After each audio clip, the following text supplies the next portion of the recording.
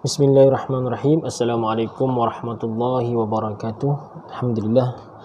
Wassalatu wassalamu ala Rasulillah wa ala alihi wa sahbihi wa man wala, amma ba'd.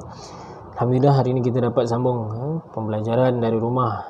Pada kali ini kita akan belajar mata pelajaran akidah tahun 3. Baiklah. Sebelum kita memulakan pelajaran kita pada hari ini, lebih eloklah kita baca doa sebelum belajar. Bismillahirrahmanirrahim. Allahumma aftah alaina hikmataka wanshur alaina min khazain rahmatika ya arhamar rahimin.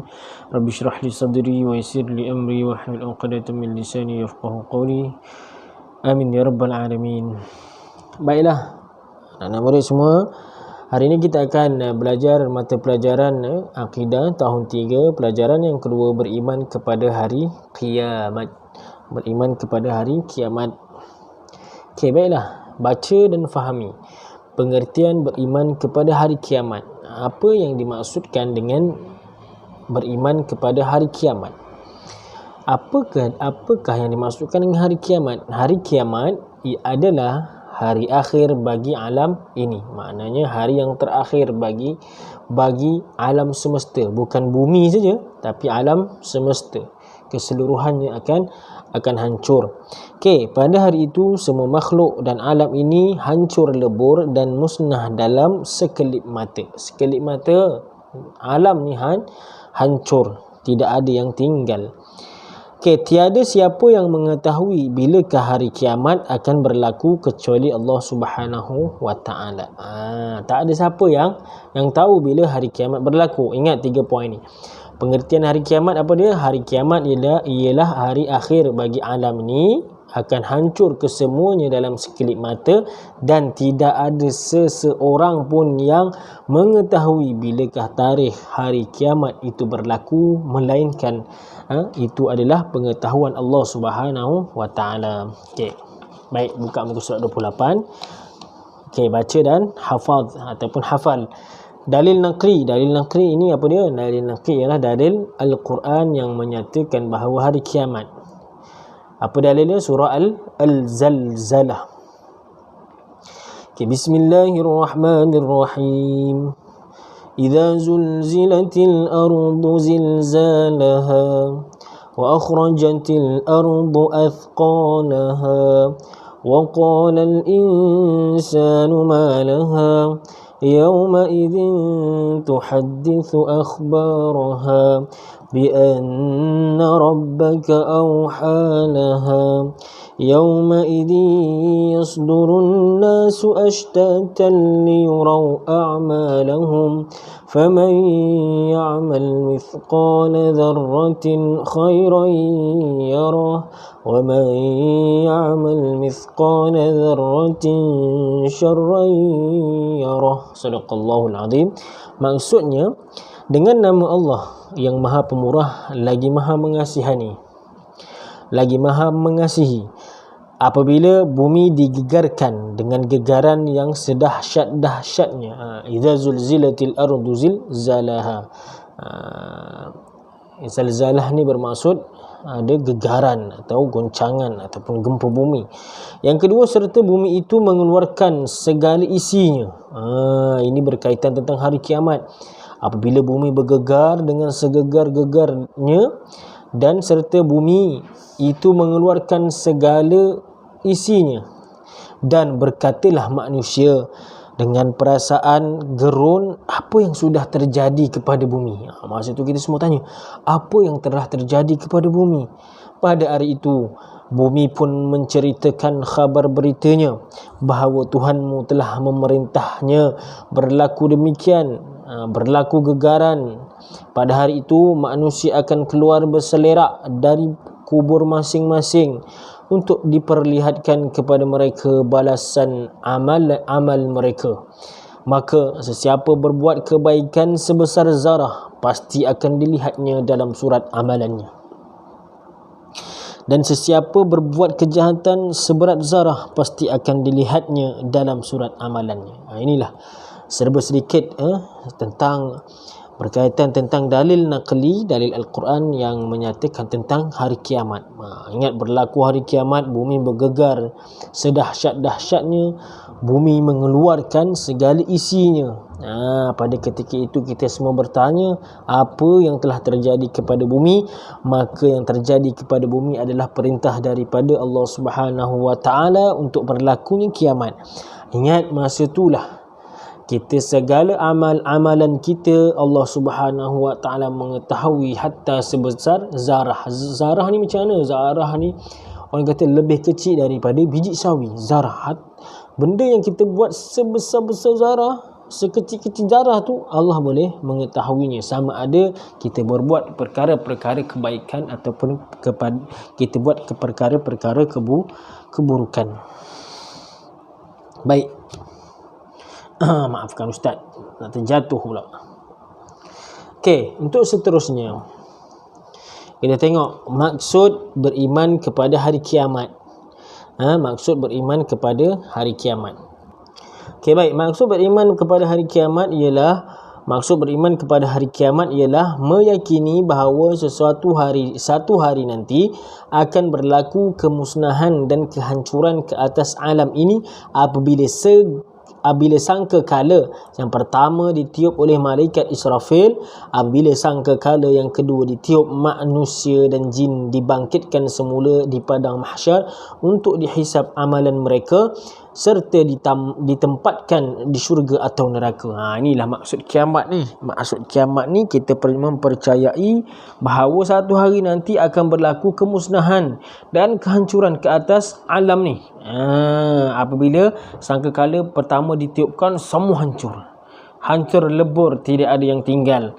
Dan yang sangkakala yang kedua ditiup, maka manusia dan jin segalanya akan bangun semula di padang mahsyar.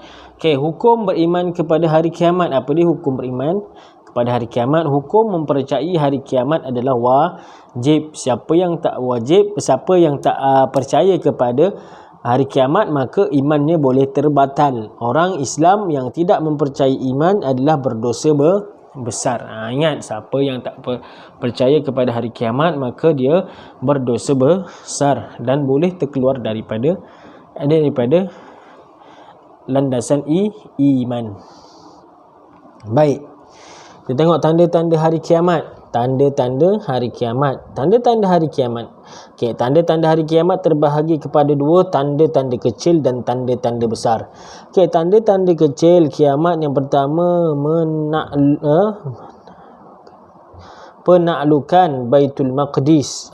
Baitul Maqdis apa dia? Baitul Maqdis tu di Palestin. Masjid yang berwarna kuning tu, ingat, dalam bulan Ramadan yang lepas Palestin diserang. Itu adalah bibit-bibit untuk penaklukan Palestin. Yang kedua, zina dan bunuh bermaharajalela. Yang ketiga, pemimpin terdiri daripada orang yang jahil dan fasik. Pemimpin ni. Yang keempat, orang hina mendapat kedudukan terhormat. Orang yang hina mendapat kedudukan terhormat. Yang kelima, bermewah-mewah mendirikan masjid dan membanggakannya. Bina masjid, banggakan masjid cantik-cantik, tapi tak ada orang yang memakmurkan masjid. Yang keenam, muncul kekejian, memutuskan kerabat dan hubungan dengan jiran tetangga, memutuskan silaturahim, sahabat, kaum kerabat, saudara mara, jiran-jiran, semua diputuskan hubungan. Okey, yang ketujuh, ramai orang menuntut ilmu kerana kedudukan dan pangkat. Belajar sebab nak kedudukan, sebab nak pangkat, bukan sebab nak mengejar redha Allah Subhanahu wa taala. Ramai orang yang soleh meninggal dunia. Maksudnya ramai alim-alim ulama yang meninggal dunia. Ini adalah tanda-tanda kecil hari kiamat, dan kebanyakan daripada tanda-tanda ini dah berlaku pada hari ini. Baik. Seterusnya, tanda-tanda besar hari kiamat. Tanda-tanda besar hari kiamat. Okey, yang pertama, keluar sejenis binatang dari perut bumi yang dinamakan apa? Dabbatul ard ataupun dabbah. Dabbah ni sejenis binatang yang akan keluar daripada perut bumi. Ini tanda-tanda besarlah kiamat. Yang kedua, lahir Dajjal. Dajjal. Yang ketiga, keluar asap tebal memenuhi timur dan barat. Maknanya bumi kita dipenuhi dengan asap yang tebal. Yang keempat, Nabi Isa turun untuk menyelamatkan Islam. Nabi Isa turun untuk menyelamatkan Islam. Menyelamatkan daripada siapa? Daripada fitnah ni, Dajjal ni. Yang kelima, muncul Imam Mahdi. Imam Mahdi akan muncul. Yang keenam, matahari terbit di sebelah barat. Okey, hari ini matahari terbit di sebelah apa? Matahari sekarang ni matahari terbenam di sebelah barat, bukan terbit di sebelah barat. Tapi hari ini bila kiamat nanti, bila berlakunya kiamat ataupun tanda-tanda besar hari kiamat, matahari akan terbit di sebelah barat. Maknanya tempat turun di hari ini, dia akan menjadi tempat naik dia bila mana nak kiamat nanti. Yang ketujuh, keluar Ya'juj dan Ma'juj. Yang ke-8, diangkat Al-Quran dan perkara-perkara yang baik ke langit. Yang ke-9, runtuhnya Kaabah. Yang ke-10, terdengar tiupan sangkakala pertama. Yang ke-11, ada azan tetapi tidak dijawab. Yang ke-12, 3 kali gempa bumi, sekali di timur, di barat dan di semenanjung Arab. Ini adalah tanda-tanda besar kiamat. Ada tanda-tanda kecil dan tanda-tanda besar. Okey. Baiklah. Kita tengok muka surat 33. Okey, sebab berlakunya kiamat. Yang pertama, alam ini tidak kekal dan akan musnah. Itu sebab dia. Allah Subhanahu Wa Taala kata tidak ada yang kekal di dunia ni. Semuanya akan musnah. Yang kedua, kiamat menunjukkan tanda keadilan Allah Subhanahu Wa Taala. Ini adalah tanda keadilan Allah Subhanahu Wa Taala. Sebab apa? Bila berlakunya kiamat, kelak kita akan semua dibangkitkan di padang mahsyar dan dihitung segala amal baik ataupun amal buruk. Pada ketika itu semua dalam keadaan telanjang dan sama je. Sama ada kau kaya, kau miskin, kau jutawan, kau hidup mewah sebelum ni. Dan pada hari kiamat kelak kita akan menjadi semuanya sama dan tidak akan ada yang membohong. Allah Subhanahu Wa Taala Maha mengetahui. Yang ketiga, pembalasan di dunia terbatas. Ada yang masih belum menerima balasan. Ingat, kat dunia ni kadang-kadang orang yang buat salah boleh terlepas daripada tuduhan kesalahan. Tapi ingat, bila berlakunya hari kiamat, bila berlakunya hari akhirat nanti, semua akan terbalas. Hatta sebesar zarah pun Allah Subhanahu Wa Taala akan mengetahuinya. Yang seterusnya menunjukkan kebesaran dan kekuasaan Allah Subhanahu Wa Taala. Ini adalah tanda-tanda kebesaran Allah Subhanahu Wa Taala. Yang seterusnya, hidup di dunia ini hanya sementara, hanya kehidupan di akhirat sahaja yang kekal abadi. Ini adalah antara sebab-sebab berlakunya hari kiamat. Wallahu taala alam. Ustaz rasa cukup sekadar tu untuk pembelajaran kita hari ini. Okey, nama-nama hari kiamat ni kita akan sambung pada sesi pertemuan yang akan datang, insya-Allah. Jadi untuk hari ini Ustaz akan bagi latihan. Okey, latihan dia mudah sahaja. Sila senaraikan 5 tanda-tanda kecil kiamat dan 5 tanda-tanda besar kiamat. 5 sahaja. 5 tanda-tanda kecil kiamat, 5 tanda-tanda besar kiamat. Okey, boleh. Mudah sahaja. Ustaz nak 5 daripada tanda-tanda kecil kiamat dan 5 daripada tanda-tanda besar kiamat. Siapa yang dah siap, boleh tunjuk ke Ustaz. Wallahu taala alam. Assalamualaikum warahmatullahi wabarakatuh.